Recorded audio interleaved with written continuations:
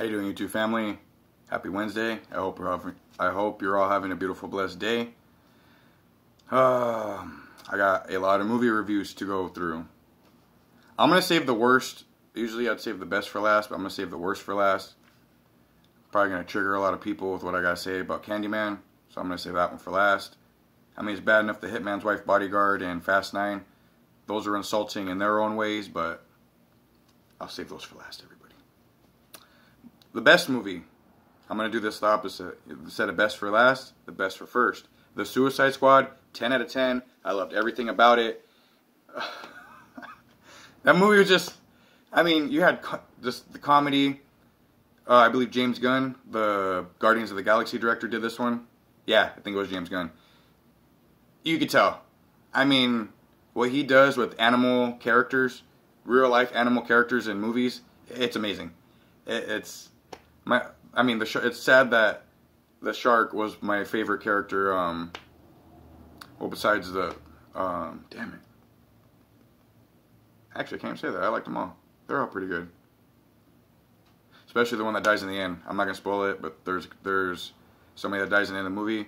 Actually, two people that die in the end of the movie, and I was like, no, because I'm not gonna spoil anything. I highly recommend the Suicide Squad. Damn good. What they do with Harley Quinn's, I feel like they do a redemption arc for her, like a little short. It feels like a little short story in the movie. Loved it. Loved everything about that whole scene and sequence. It was a damn good movie. 10 out of 10. That's as close to a perfect movie as you can get. I'm gonna move on. Malignant. Wow. I know a lot of people don't like this movie. I understand why. This movie is a straight up 9.5 out of 10 for me. The only reason why it's not a full 10, some of the acting was just but wow. Some of the effects too, like the special effects, the real effects, they used some real life effects.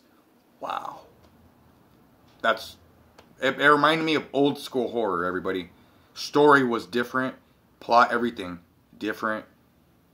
Wow. I highly recommend Malignant too. I'm not going to say too much. It's just a movie you not even have to see. You have to experience it. Just experience it. It's so different. It reminded me of like Stranger Things. I don't want to say too much. I don't want to even get into any of that. It was just damn good, different. Damn good and different movie. Cry Macho. Clint Eastwood and Eduardo. His real name's Eduardo. I forgot what his name was in the movie, but these two were great. Even Martha in this movie, she was amazing. I believe her name in real life is Natalia. Amazing. I love the chemistry between her and Clint Eastwood. It didn't feel forced. It felt natural. A lot of this movie was predictable, but it was good predictable. It's a Clint Eastwood movie, everybody. If you're a fan of Clint Eastwood, if you're a fan of his work, you will like this. I believe I give that one an 8.5 out of 10. I mean, the downs of it, the pacing was a little slow. It just felt a little slow. But when you hit, like, after good 30 minutes, it's a great movie, everybody. Old. Now, as an M. Night Shyamalan fan, I was very disappointed with this movie. I expected a lot, just like I did with Candyman. I'm telling you, I'm going to go on a rant with Candyman. Old. I understand where they were going with it, especially with the ending, because the ending made it worth sitting through all that.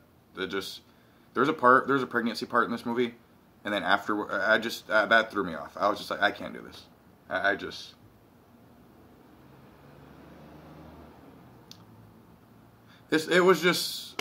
Old was different too. I just don't know. I wouldn't see, because I'm different.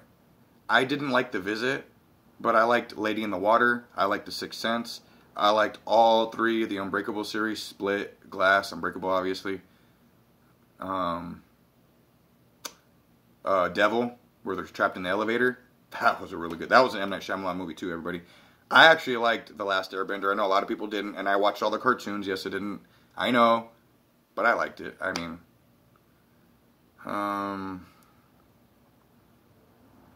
The Visit. I like The Visit. There's not a lot of, what I'm trying to say is there's not a lot of M. Night Shyamalan movies I don't like. But this one I really didn't. I just didn't. I gave it like a 5.5 out of 10. But it's a little, maybe a 6. It's everyone has different taste buds. So, Pig with Nicolas Cage. Oh, and Nicolas Cage and Alex Wolff. Alex Wolff was even in Old too. He plays the little boy, but when he gets a little older, he was good in both movies. Him and Nicolas Cage and Pig do great. They are absolutely great in this movie. Everybody, they do a great job together. I personally like Pig. I know a lot of people didn't like Pig. I liked it. I enjoyed it. I understood the story. I understood the connection of how he felt with the pig. I understood his past. I understood all that. It was a great movie for me, everybody. That one, I gave 8.9 out of 10. It was just a damn good movie. Escape Room, Tournament of Champions. For a movie being called Tournament of Champions, I'm trying not to spoil. I don't want to spoil. Try not to spoil anything. This is a non-spoiler review on any movie. I expected more. If it's called Tournament of Champions, then at least, be like the first one when it comes to solving puzzles and contribute to each room. This one felt very rushed. It felt like they had a lot going on. It felt like they were just trying to set up for the next. It doesn't even feel like a next movie, a next few movies. I'm not trying to spoil nothing. Hope I didn't spoil anything right there. It's a great movie. With the rooms, you thought, if you all saw the first one and you all thought the rooms were unique and badass, and that one, these rooms are, whew, they top it. They top it, everybody. I don't know how, but they top it. Just like I don't know how they're gonna just, you know what? I'm not even gonna jinx it. I look forward to. I'm just gonna keep it like that. It was a 7.5 out of 10. I expected more with the characters. I really liked Zoe and Ben's chemistry, and in these movies, really love their chemistry together. Their acting is. I like their acting, even though they're not a big actor or actress. At least I don't think they are. I haven't seen them in much, but they're great. They're really good. They really do hold up the movie. The Forever Purge. A lot of people, like my neighbors. None of my neighbors like this movie. They're all talking shit about this movie. Oh, this movie is racist against Mexicans and this, and this, and this. Did you all not see the past Purge movies where they were racist against black people? I mean, the whole point of the Purge was to help depopulate, and a lot of it was for the minority population. That's why the rich elites had all the high-tech. I mean, if you didn't realize that from the last movies, this is what I'm talking about. This takes okay. This is almost like with the Candyman thing. When it specifically has to do with your race or religion or whatever, everyone's gonna come out. They come out and cry. But if it's somebody else, where's the support there, everybody? That's why I don't understand. I don't know. I personally liked it. I thought the Forever Purge, and I am a Mexican, Puerto Rican, I'm Mexican, Puerto Rican, Italian, Irish, some Indian. So, even though I've always grown up, and because I don't speak Spanish, all the Hispanics call me white. I've always been called white. I've been called every racist book by every race except for, honestly, Filipinos, except for the Asian community. I've never been racially attacked by them. I mean, they probably have in their own language, but to my face, no. Black, brown, and white. Those are the three that have always attacked me. Brown, because I don't speak Spanish, so I'm a white guy. Black people, when black people and white people do it, it's the same things. Taco eater, go back across the border, this or this or this. But honestly, it wasn't that many white people. And the white people that did, like racially profiling me, they were mixed. They were just like me. They were mixed, but they spoke Spanish. They were just a lot whiter than me. Yeah, that's. I live in I live around everything. It's a mini Los Angeles right here where I'm at, everybody. Now, because I'm on border, I'm a couple hours away from each border, it's getting more and more Hispanic. but even Hispanics are racist against each other. Hispanics don't like it. I don't know where I'm going with it. I'm just saying these movies that keep spitting racism towards certain. Everyone's racist. Everybody. Every race has racists. I'm not trying to say everyone's racist. I meant everyone's race has racists. There's racism against everyone's race. There was slavery in every race. I don't know why the public and the media. I mean, I know why it's divide and conquer. I just said that somebody like me has to come out and actually educate you all about that. Instead of people watching a movie and go, "Oh, this was so racist," like La Llorona. The uneducated Mexican Americans out here watched it, and then they were crying, "Oh, see, this was Mexico," and oh, blah, blah, not knowing we won this in a war. This was the Mexican president sold Texas and all this land. You actually had Mexicans fighting for Texas. Hence, Mexican American. That's actually where the Mexican American comes from. Because Mexicans came here to fight for America because they didn't want to be in Mexico anymore. But y'all don't know your history. Sorry, I actually learned. I had straight A's all the way up until I got to a certain grade, but oh well, it is what it is. Back to the movie review, everybody. I just had to spit some actual facts and history at you all because it just, I mean, I know all 497 of my subscribers and supporters and family, you guys are all smart. I'm just saying for the ones that don't know my channel and don't know about me, that just come across this and just like, because I'm going to get pretty deep in the Candyman movie. I'm just saying the Forever Purge, I had to hear around all my neighbors, I had to hear around everyone that talked about it that was Hispanic or came from Mexico, how racist this movie was. It wasn't racist. I mean, it was just like every other Forever Purge movie. I mean, Forever Purge, it was like every other Purge movie. I mean, everybody died. White people, black people, Hispanic people, everybody died in these movies. It didn't target any specific, I mean, it did, but if you think about it, it's like a real life government. Gotta use your brain. Let's see. Yeah, Fast and Furious. Now we're gonna get to the bad movies now, everybody. That was all the good movies I've seen. On the Forever Purge, I gave it 8 out of 10 because I actually enjoyed it. Good story, good plot, good points. Fast and Furious 9, didn't like it. It was too cartoonish, too comic bookish. I was like, you guys might as well just call yourselves superheroes. That's all I'm gonna say about that. 2 out of 10. I wasn't even entertained. My kids weren't even.